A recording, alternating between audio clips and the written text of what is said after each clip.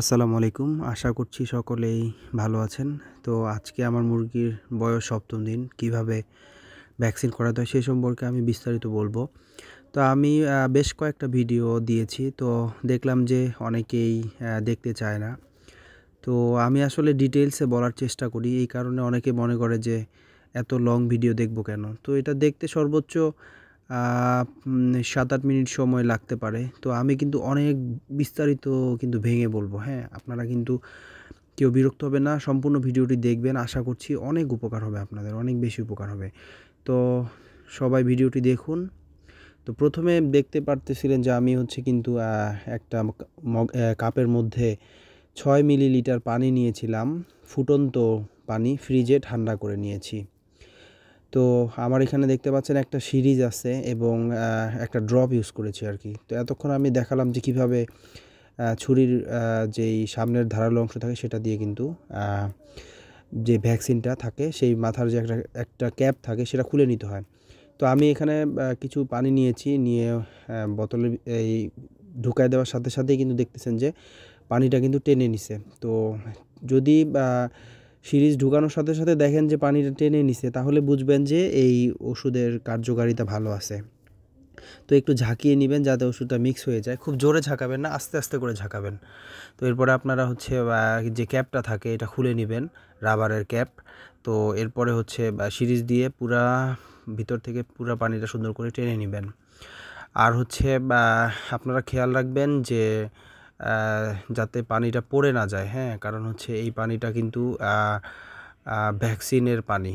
সেক্ষেত্রে এটা পড়ে গেলে কিন্তু এখান থেকে বিভিন্ন রোগ জীবাণু ছড়াইতে পারে। এজন্য মানে সবসময় খেয়াল রাখবেন পানিটা যাতে পড়ে না যায়। তো আমি বাকি যেই পানিটা ছিল, অর্থাৎ ৬ মিলি পানি ছিল, পুরাটাই আমি একসাথে মিক্স করে নিলাম। তো একটা ড্রপের সাহায্যে আমি বাচ্চার চোখে ১ ফোঁটা করে দিব এবং কিছুক্ষণ বাচ্চাটাকে ধরে রাখবো যাতে ওই ফোঁটাটা সে খেয়ে ফেলে আরকি। চোখে দিলে কিন্তু চোখ আস্তে আস্তে চোখ বন্ধ করে খোলে, এরকম করতে করতে কিন্তু ওষুধটা মুরগির পেটের ভিতরে চলে যায়। সেক্ষেত্রে এই ওষুধটা কাজ করে। তো কোনো ক্ষেত্রে যদি দেখা যায় যে ওষুধটা চোখে দেওয়ার পরে পড়ে গেছে, সেক্ষেত্রে কিন্তু আপনারা আবার চোখে দিবেন। তো এই ওষুধটা দেওয়ার নিয়ম হচ্ছে ১ চোখে ১ ফোঁটা করে দিবেন। ১ ফোঁটায় ওষুধ দিবেন। ২ চোখে কিন্তু দিবেন না। ১ ফোঁটা ওষুধ ব্যবহার করতে হবে ১ চোখে। এটাই হচ্ছে নিয়ম।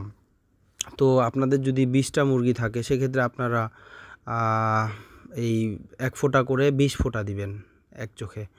আর বাকি ওষুধ যেটা থাকবে সেটা আপনারা দূরে কোথাও ফেলে দিবেন। অর্থাৎ অনেক বেশি পানি আছে এরকম পুকুরে ফেলে দিতে পারেন, অথবা মাটির নিচে পুঁতে ফেলতে পারেন, অথবা বেসিনে অথবা টয়লেটের ভিতরে যে পানি থাকে সেগুলাতে ফেলে দিতে পারেন। এমনিতে ফাঁকা জায়গায় ফেলবেন না, সেক্ষেত্রে কিন্তু ভাইরাস ছড়ায় কিন্তু মুরগি আক্রমণ হতে পারে। তো এখন আমি আপনাদেরকে গুরুত্বপূর্ণ অনেক বিষয় নিয়ে কথা বলবো। আমার এই ভ্যাকসিনটার দাম নিয়েছিল মাত্র ৳২৫। আমি এটা সরকারি হসপিটাল থেকে নিয়েছিলাম। আমার এখানে মুরগির বাচ্চা কিন্তু ২২ পিস। তো যেই ভ্যাকসিনটা দেওয়া থাকে এটা কিন্তু ১০০ পিসের বাচ্চাকে দেওয়া যায়। তো আমার যেহেতু ২২ পিস বাচ্চা, তো আমি ২২ পিস ২২ ফোঁটা ব্যবহার করে বাকিটা কিন্তু আমি ফেলে দেই। তো এটা হচ্ছে সরকারি হসপিটালে পাওয়া যায়। আজকে আমি সকালে গিয়ে এই মেডিসিনটা নিয়ে আসছিলাম।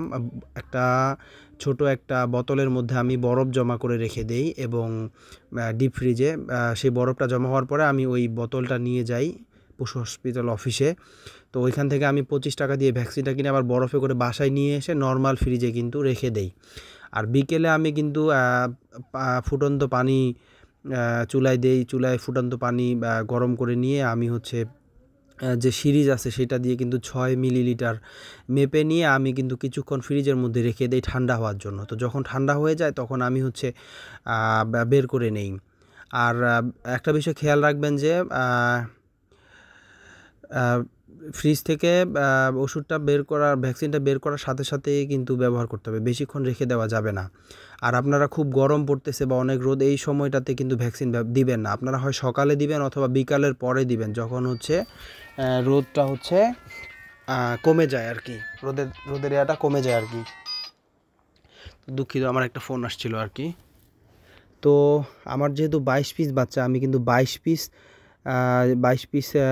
২২ ফোঁটা দিয়ে কিন্তু বাকিটা কিন্তু ফেলে দেই। তো আপনারা হচ্ছে আপনারাও এরকম করবেন। আর হচ্ছে সকালে অথবা বিকেলের পরের দিকে ভ্যাকসিনটা দেওয়ার চেষ্টা করবেন আরকি।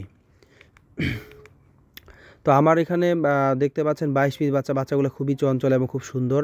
আমি 5 দিন কিন্তু একটা মেডিসিন চালাইছিলাম, সেটা কিন্তু আমি প্রথম ভিডিওতে বলছিলাম, এবং দ্বিতীয় ভিডিওতে বলছিলাম যে কী খাবার দিবেন সেই সম্পর্কে, এবং তৃতীয় ভিডিওতে কিন্তু বলছিলাম হচ্ছে বাচ্চার কী যত্ন নিতে হবে সে সম্পর্কে। তো আপনারা ওই ভিডিওগুলো দেখে আসবেন, ইনশাল্লাহ আপনাদের অনেক উপকার হবে। তো আমার এখানে হচ্ছে 22 পিস বাচ্চা, আমি এগুলাকে কিন্তু ঠান্ডা লাগাইতে দেই না। হ্যাঁ, ঠান্ডা লাগলে কিন্তু বাচ্চার বিভিন্ন ধরনের অসুখ হতে পারে, বিভিন্ন রকমের প্রবলেম হতে পারে। এজন্য বাচ্চাকে কিন্তু ঠান্ডা লাগানো যাবে না। আর খাবারের পাত্র এগুলো পরিষ্কার রাখতে হবে, পানি যে দিবেন এই পানিটা সবসময় পরিষ্কার রাখতে হবে। আর আপনারা যদি ভ্যাকসিনের আগের দিন কোনো ধরনের কোনো ওষুধ বা কোনো কিছু চালাবে না, যা সাদা পানিটা চালাবেন। চাইলে একটু লাইসোবিট ইউজ করতে পারেন। আর হচ্ছে ভ্যাকসিন দেওয়ার পরে আপনাদের কাছে যদি লাইসোবিট থাকে তাহলে আপনারা ভ্যাকসিন দেওয়ার পরে 4-5 ঘন্টা আপনারা লাইসোবিটের পানিটা ইউজ করতে পারেন। সেক্ষেত্রে কিন্তু বাচ্চাটা সুস্থ থাকবে, ভালো থাকবে। আর অনেক সময় দেখা যায় যে ভ্যাকসিন দেওয়ার পরে বাচ্চাদের শরীর অনেক গরম হয়ে যায় বা খাবার খেতে চায় না। সেক্ষেত্রে আপনারা চাইলে হচ্ছে ছোটো বাচ্চাদের যে নাপা সিরাপ আছে সেটা হচ্ছে 1 ml 1 লিটার পানির সাথে ব্যবহার করে কিন্তু এই বাচ্চাকে দিতে পারেন। অথবা কারো বাসায় যদি স্যালাইন থাকে তাহলে আপনারা হাফ চা চামচ অর্থাৎ সামান্য কিছু পরিমাণে স্যালাইন হচ্ছে পানির সাথে ইউজ করতে পারেন। অথবা আপনাদের কাছে যদি লেবুর রস থাকে অথবা চিনি থাকে, এক্ষেত্রে আপনারা একটু লেবুর রস অথবা একটু চিনি পানির সাথে মিক্স করে দিয়ে খাওয়াইতে পারেন। সেক্ষেত্রে কিন্তু এটার কার্যকারিতা অনেক বেশি বৃদ্ধি পাবে। তো আমি এই বাচ্চাগুলোর নিয়মিত আপডেট দিব, আপনারা দেখবেন ইনশাআল্লাহ। আপনাদের যদি এরকম বাচ্চা হয় সেক্ষেত্রে আপনারা যত্ন নিলে সবগুলা বাচ্চাই থাকবে ইনশাআল্লাহ। আর হচ্ছে কোনো ধরনের যদি কোনো অসুবিধা হয় তাহলে কিন্তু আমার কমেন্টস বক্সে আমাকে জানাতে পারেন, আমি আপনাদেরকে সমাধান দেওয়ার চেষ্টা করব কিভাবে কি করতে হবে। আর অনেকেই দেখলাম যে চ্যানেল সাবস্ক্রাইব করেন না, অনুগ্রহ করে একটু সাবস্ক্রাইব করে দিবেন। কারণ হচ্ছে একটা ভিডিও কষ্ট করে বানাই, অনেক ধরনের অনেক প্ল্যান করতে হয় একটা ভিডিও করতে গেলে।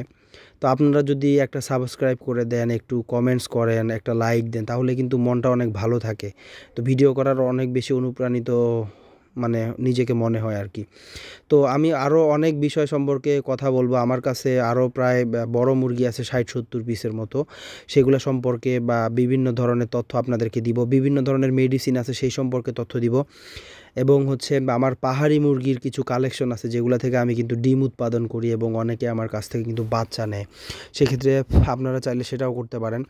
এবং আপনারা যাদের ফেসবুক পেজ আছে অথবা ফেসবুক আইডি আছে, আমি কিন্তু ফেসবুকে আমার একটা কিন্তু গ্রুপ আছে, ফেসবুক পেজ আছে। তো সেক্ষেত্রে আপনারা আমার সাথে যুক্ত হতে পারেন ফেসবুকে। তো আমি পরবর্তীতে আপনাদেরকে জানিয়ে দিব আমার ফেসবুকের যে পেজটা আছে সেই সম্পর্কে। তো ধন্যবাদ সবাইকে কষ্ট করে ভিডিওটা দেখার জন্য। আমার জন্য সকলে দোয়া করবেন, আপনারা যাতে আপনাদের খামার নিয়ে এগিয়ে যেতে পারেন, আমিও সেই দোয়া করি আপনাদের জন্য।